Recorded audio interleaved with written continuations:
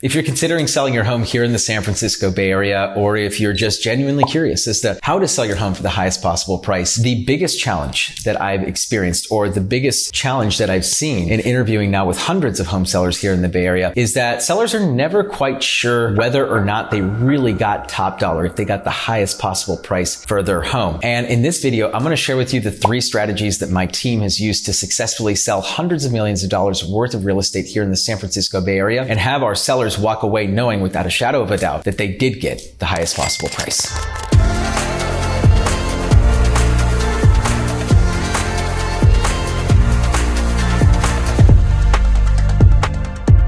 For those of you who don't know who I am, my name is Danny Gould. I'm the CEO of the Selling Silicon Valley Group. Over the last 8 years after graduating from Stanford, I sold now well over $200 million worth of real estate here in the San Francisco Bay Area. And over the last 8 years, I've developed a system and a strategy that has allowed my sellers to walk away from the transaction really knowing and feeling like they got the highest possible price. And what I want to do is break down the 3 components of the strategy and actually a bonus 4th one. So if you stick around to the end of the video, I'm going to share with you the bonus 4th strategy, or the bonus 4th thing that we do to make sure, without a shadow of a doubt, that the sellers can walk away, that our clients can walk away feeling like, hey, I got the highest possible price that the market could bear at this moment in time.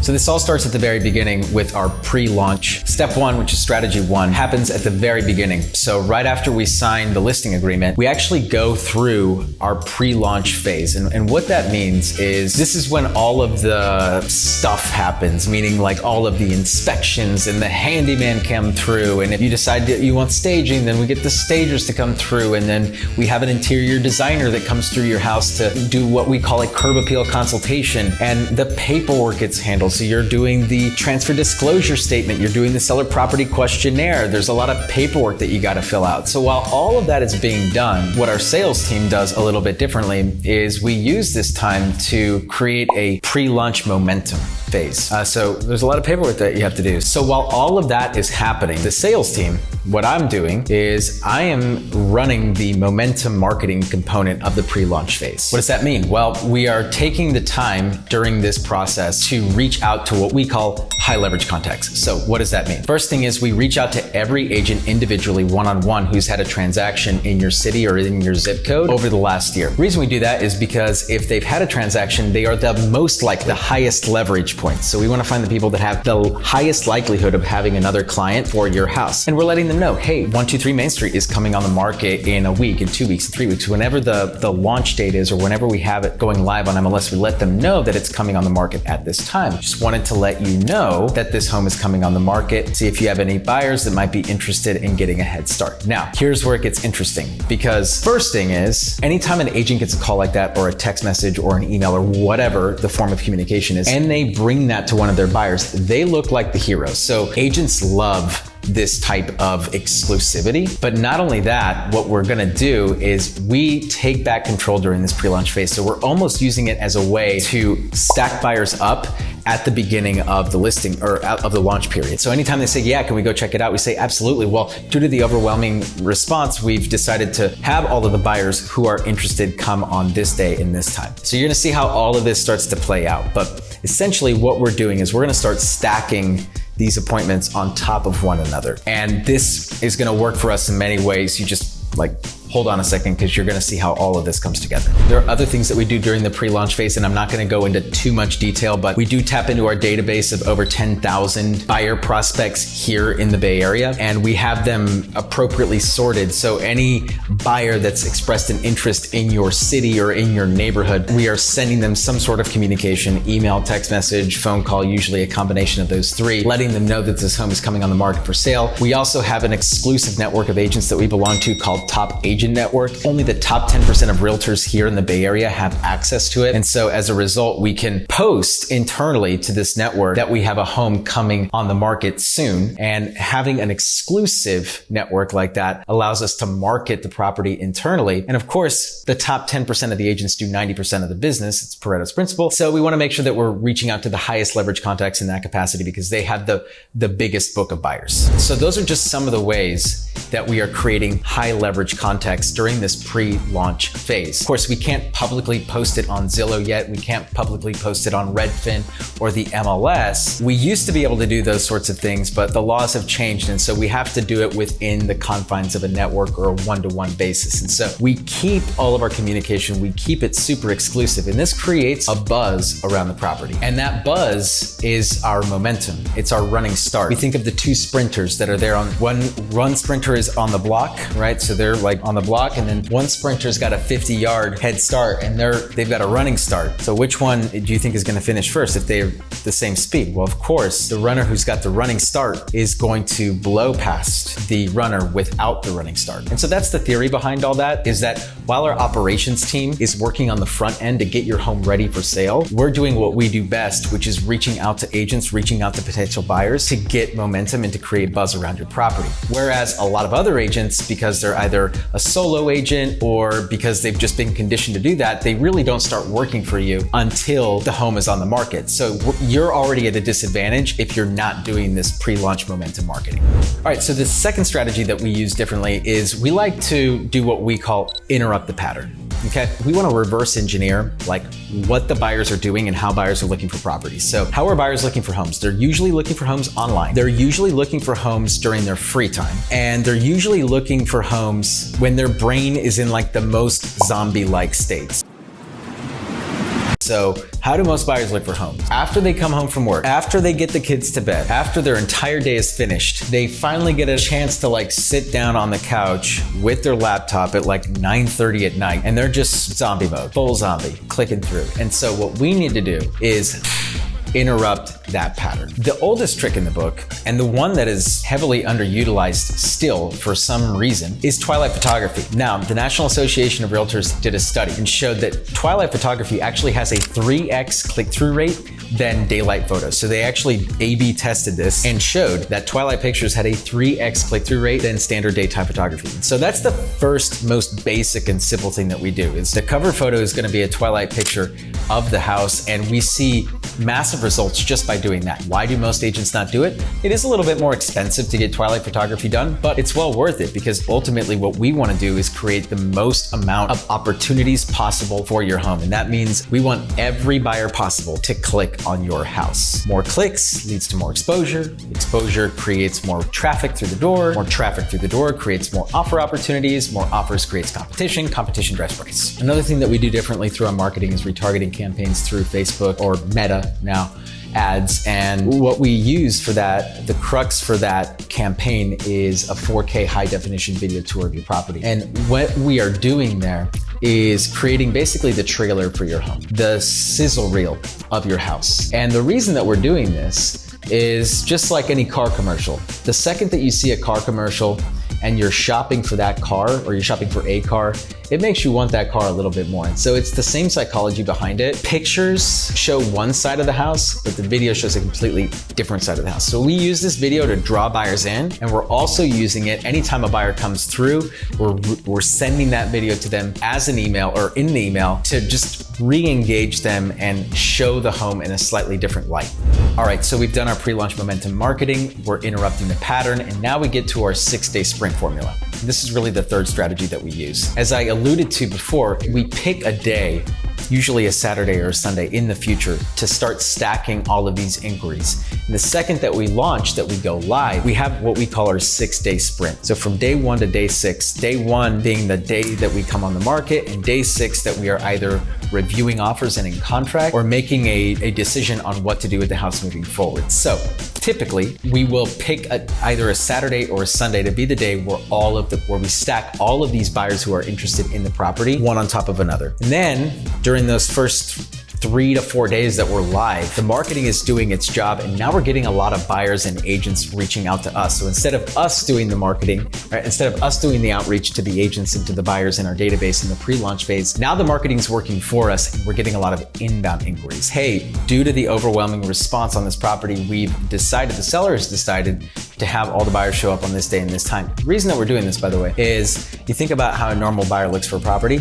They're usually looking at a property and they're saying like, oh, well, I'll go see it on Wednesday at 10 a.m. Well, when they go see it at 10 a.m. on Wednesday with their agent, which is how most buyers look at properties is they're in the absence of competition. And what happens is when you're in the absence of competition, what happens? Well, your direction usually flows to like the seller. So if you're a buyer, you're thinking like, well, what could I buy? You know, how much is the seller going to take? What's the lowest price I could offer on this house and still get it? Versus when you are in the presence of competition, your attention flows to the, oh my gosh, I'm going to need to beat this person and this person and that person and that person in order to get this house. Wow, I'm kind of in for it. And so that's exactly what we're doing here is we're going to create a Black Friday kind of atmosphere and environment by eliminating most of the time that the buyers can come see the property and really just stacking them in those slots. And you're going to see how this all comes together. But basically on that Saturday or Sunday, whenever we choose for the buyers to come through, we are also going to be doing an open house at that time. And with our open house marketing strategy, we're ushering dozens of neighbors and people in from the street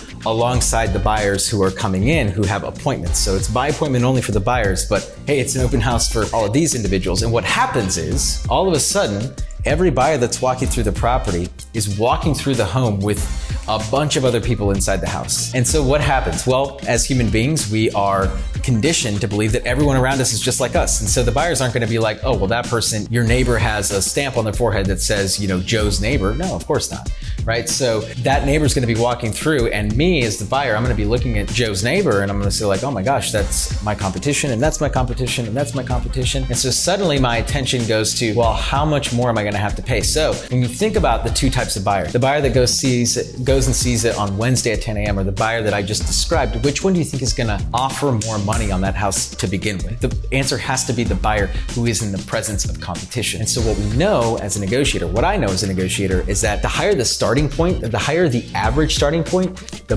higher the price goes. Yeah. So if we can raise the collective average starting price of the bids, we're going to be able to get that much more on the sale. And by deploying this kind of strategy, what we're doing in effect is just taking back control of the situation and really creating a Black Friday kind of environment inside of the house so that on Monday, we either have offers or we have feedback. And so if we have a bunch of offers, great. And I'm going to go into what we do in that case. But if we don't have any offers, then what we know is that there is some feedback that we might have to take into consideration and move forward. Because what happens if the market's not responding to the property, then usually at that point, if it's not a marketing issue, which I mean, sometimes it is, if I'm being honest, like sometimes the market didn't respond to the marketing, but 99 times out of 100, it's going to be price. And if we are having issues with the price, we should know it at the beginning because we can still make an adjustment. If we make a price adjustment right off the bat, the ability to right ship is going to be much higher than if we wait further on down the line. Because as a buyer, I'd rather buy a home that's 100 days on the market than like 14. And if you make an adjustment early on, you can re-invite a new segment of the market earlier on in the process. And usually what ends up happening is we sell the home in week 2 or week 3 if we do it that way. So obviously the desired outcome is multiple offers, and 90% of the time plus, that's what happens. But then every once in a while, we're in a situation where that doesn't happen. And then we have an alternate strategy to get us back to where we need to be in order to still have enough room, still have enough runway to get us to where we want to go. Now, if you're interested in seeing how that whole 6-day sprint process plays out, created a free 1-page downloadable guide. It's found in the description box down below, so you can go ahead and download that if you're interested in seeing the entire scope of the 6-day sprint. All right, so now we get to our bonus topic. And so the first 3 things that I discussed here are marketing based, but actually this 4th bonus one is the most important strategy. It's the one that separates the good from the great and the great from the elite. Meaning without this component in your process, you will never know whether or not you got the highest possible price. So what is it? It's very simple. Every single offer that comes in, we're going to counter them. I don't care how low the offer is. I don't care how offensive the offer is. We're going to counter every single buyer that comes through the door. Here's the thing. What I've learned in my 8+ years of negotiations is we never know how far we're going to be able to get a buyer to come up. I've had it where the lowest offer out of 5 or 6 offers has come up the highest to win the house. A scenario that played out actually quite recently for us is we had a home on the market. Most recent sale was at 1.365. A recent example of how powerful countering every single buyer that comes through the door. We don't really know how much a buyer's willing to offer unless we give them an opportunity to step up. And I've seen this play out in a multitude of ways where, like I mentioned, sometimes like a lower offer comes in and actually like beats everyone else to get the house at the end because we go back and forth and back and forth. If we're not afraid of a little bit extra work or we're not afraid to just put ourselves out there and let the buyers know, hey, you're gonna need to step up. One recent example of how effective countering every single buyer and being willing to do counters back and forth and back and forth. So it's not just about countering one time, highest and best. It's actually about having a true negotiation strategy to counter back and forth and back and forth and know how to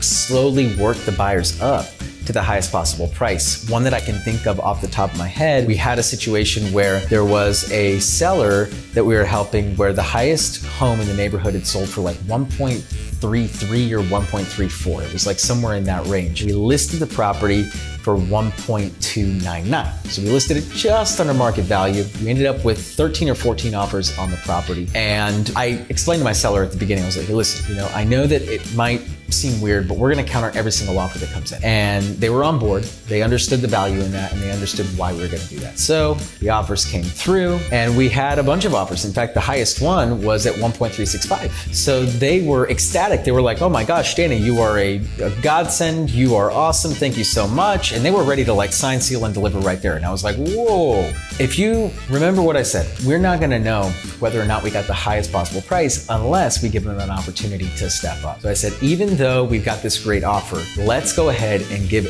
everyone else an opportunity to compete. So I went back, and without going into too much detail, there was a series of 3 counters. So we countered, we got buyers to counter back, we sent another counter out, and one of the buyers accepted that counter. What ended up happening was the third highest offer, so the one that was third in line, ended up coming up, and then they ended up accepting an offer at 1.465. So it was $100,000 over the original highest offer, and they weren't even the highest offer. I think they were like 1.35. They came up $115,000 to eventually win the house. Most other agents would have left that $115,000 on the table because most will simply do the minimum that they need to do in order to get the client to say yes. But I will always do, and this strategy will always work for you, but I will always do what is required to get you the highest possible price. My team will always do what is required to get you the highest possible price because we've been doing this for so long. I've been doing this for so long that I understand the nuances and the psychology of negotiations to get the buyers to come up. Because ultimately, what's the point of hiring us if we're not gonna go out there and do our very best to get you the highest possible price? That's what you hired us for. More than just for the marketing, is for the negotiation strategy. And that's why the fourth bonus strategy of countering every single offer that comes in actually the most important one. As you can tell, I'm very passionate about this, and it's something that we really take a lot of pride in, is making sure that at the end of the transaction, you know without a shadow of a doubt, you've gotten the highest possible price. And so I hope that by sharing some of these strategies, I've opened up your mind as to what is possible. And I've also given you some ideas to implement, whether you decide to work with us, which would be great. All of our contact information is down below. You can reach out to me directly. We work with buyers and sellers all over the San Francisco Bay Area. So wherever you are at, shameless plug, you can reach out to us at any time and we'd be happy to see how we can be a resource for you. Obviously, we don't know if we're gonna be the right fit for you. There are some cases and there are some times where we aren't the right fit. And if that's the case, I will obviously let you know. So go ahead and reach out.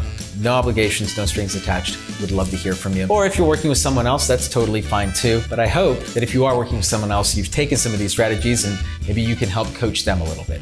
If you made it this far in the video and you are not yet subscribed to this channel, what are you waiting for? Click the subscribe button, hit the notification bell, and give us thumbs up while you're at it. Costs you nothing, and it helps us get in front of more home buyers and home sellers like yourself here in the San Francisco Bay Area. Thanks for watching. This is Danny Gould. I'm selling Silicon Valley. I'll catch all of you in the next video.